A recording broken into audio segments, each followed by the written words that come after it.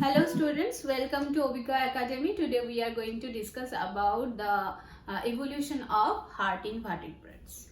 So if we follow the line of the evolution of vertebrates, we can find that class species came first and then came amphibians, then reptiles, and after that aves, that means birds came, and then mammals. So if we study the heart evolution in these vertebrates, so we can find that the heart becomes developed from a simple structure to a complex structure, and the tendency is to separate two kinds of blood, oxygenated blood and deoxygenated blood. In case of fishes, we can find that there is only two-chambered heart. This is a very simple structure of heart. Only one atrium and one ventricle, and the blood, if we follow the blood flow, we can find that the deoxygenated blood from all over the body comes to the atrium through sinus venosus, then it passes to ventricle, and through the bulbus arteriosus, from the ventricle it passes to the gill capillaries to get oxygenated, and after getting oxygen, they again become aerated blood. That oxygenated blood is spread to all over the body cells, and that is called the systemic circulation. The blood is reaching to the heart or entering to the heart only once per circulation. That's why this kind of circulation is known as single circulation. And the heart is known as venous heart. So after pieces, if we study the heart of the amphibian, we can find that they have three-chambered heart. So the structure of the heart somehow evolved here. Three chambers. So right atrium, left atrium, and one ventricle. So the deoxygenated blood from the body cells, from the systemic capillaries, first come to the right atrium. In the right atrium, the deoxygenated blood then from the right atrium through the sinus venosus, it enters to the pulmocutaneous artery. What is pulmocutaneous artery? That means these arteries are going either to the lung or to the skin to get oxygen. In case of, in case of frog and amphibians, they get the respiration takes place from the skin too. So either they are going to the skin or lung and get oxygenated, and then again return back after getting oxygenated, getting back through the pulmonary veins to the left atrium. So you can see that there is once it is entered through the right atrium, going to the lung and skins, and again coming back after getting oxygenated, it is coming back to the left atrium. So this is two times the blood is entering the heart. So this is called double circulation. I am coming later. From left atrium, again the blood is flowing to the ventricle, and from the ventricle through the conus arteriosus, this is conus arteriosus, to the systemic artery, and from this systemic artery it is passing to the body cells. So here you can see that there is a mechanism to separate both kinds of blood in atrium part, but due to no separation found in the ventricle, somehow the oxygenated and deoxygenated blood are mixed. So the tendency is to separate the two kinds of blood, but it can't happen because of the single ventricle. And if you study the circulation, you can see, as I told you, that this is double circulation because of the blood is coming to the heart for the two times. Once it is coming, the deoxygenated blood is coming to the right auricle, then to ventricle, and then passes to the lung and skin capillaries, get oxygen, and again the oxygenated blood is coming to the left auricle through the pulmonary veins and going to the ventricle, single ventricle, and passing to all over the body through the systemic circuits. So you can see that from two-chambered heart it has become three-chambered heart, and somehow they managed to differentiate, they managed to separate these two kind of blood, but because of the single ventricle it can't happen. So in the next class, reptilia, we can find that again there is three chambers, but the ventricle is evolved and there is a partial separation of the ventricle. There is a septum present which is partial, which is dividing the ventricle partially. The only exception is the heart of the crocodile, where their heart is divided into 4 chambers.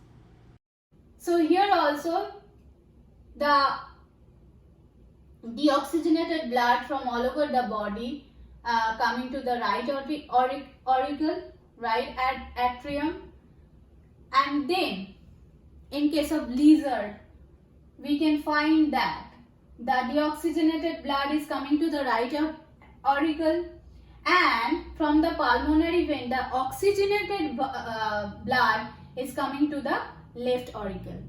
When both the auricle is contracted, the blood is flown to the left part of the ventricle, in left cavity of the ventricle. So here first both the oxygenated and deoxygenated blood comes to this part. Then due to the pressure gradient, the deoxygenated blood is again pushed to the right cavity of the ventricle, and therefrom it passes to the conus arteriosus from this part. Again they passes to the pulmonary arteries, and from the pulmonary arteries it goes to the lung to become oxygenated, and in case of this oxygenated blood, it directly flows to the aorta, and from the aorta it spread to all the cells of the body. So if you study the blood circulation in reptiles, you will find it's kind of similar to the amphibian circulation. This is double circulation again, because the deoxygenated blood once getting into the heart and then leaving the heart going towards the lung, then get oxygenated and then comes back to the left auricle, left atrium again. That means entering the heart 2 times. Then it is also double circulation. And so from the amphibian we can see in reptilia there is again tendency to separate both the blood completely, but it can't happen because of the partial separation of the ventricle. So now the class Aves, that means birds and mammalia, they both have 4-chambered heart, 2 auricle, 2 ventricle, separated. So This is left auricle, right auricle, left ventricle, right ventricle. So the blood from all over the body through the superior vena cava and inferior vena cava enters to the right auricle of the heart. So this deoxygenated blood from all over the body, after getting into the right auricle, it will go to the right ventricle through the tricuspid valve. There is a valve, you can see. From this valve, the blood only flows in one direction. So it will only come from right auricle to right ventricle and never goes back to the auricle.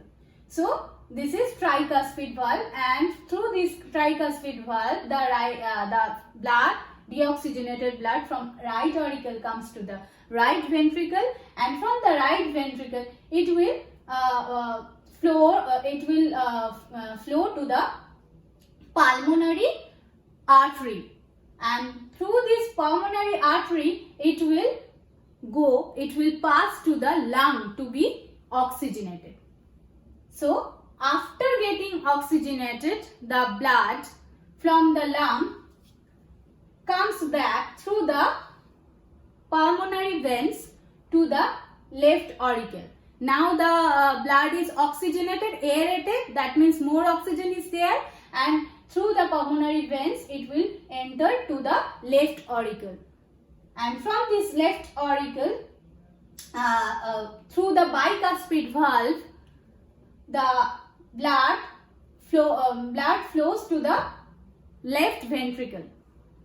From this left ventricle, this oxygenated or aerated blood will enter the aorta. So to enter this aorta, they have to pass a valve again.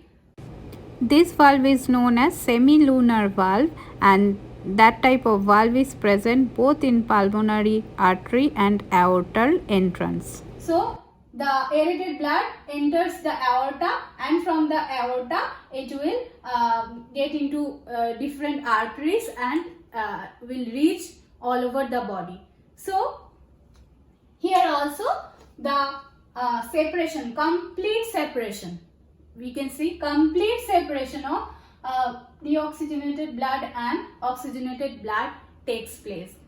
It never happens before. Here only in the heart, or in case of the heart of Aves and Mammalia, the blood is completely separated. There is no mixing, because the right part of the heart and left part of the heart is totally divided, right? So they cannot mix. The blood cannot mix together. So this is the a complex structure. You can see if we come to the pieces, and from the pieces if we see the heart of the Aves and Mammalia, we can see there is a lot of difference. There is 4-chambered heart, and the oxygen and deoxygenated blood is completely separated. The tendency was, if you follow the evolutionary tendency, you will see that the structure is getting simple to complex, and another thing is the tendency is to separate the both kind of bloods, deoxygenated blood and oxygenated blood, and this is succeeded here. It's completely separated. And follow the circulation. See, from all over the body, from systemic circuit, blood, deoxygenated blood comes to the right auricle. From right auricle it goes to the right ventricle, and from the right ventricle it enters to pulmonary artery, and from pulmonary artery it will reach to the lung capillary. I should write here lung capillary, I forgot to write. So it will be lung capillary going to lung, and there the blood is getting oxygen and become oxygenated, and this oxygenated blood comes to the left auricle through the pulmonary veins, and from the left auricle it goes to the left ventricle. from the left ventricle through the aorta, it will reach each cell of the body. The oxygenated blood will reach each cell of the body. So this was all about the evolution of the vertebrate heart. So 2 points we can add at last of our discussion, that the evolutionary tendency is from the simple structure of the heart to the complex structure of the heart, and the separation of deoxygenated blood from the oxygenated blood. So that's all about today's discussion. If you like this video, please press like button and subscribe my channel. I'll definitely come back with more videos. And if you like the video, please share with other friends so they can watch this video and can get some knowledge. See you in the next video. Keep watching Obhigya Academy. Thank you.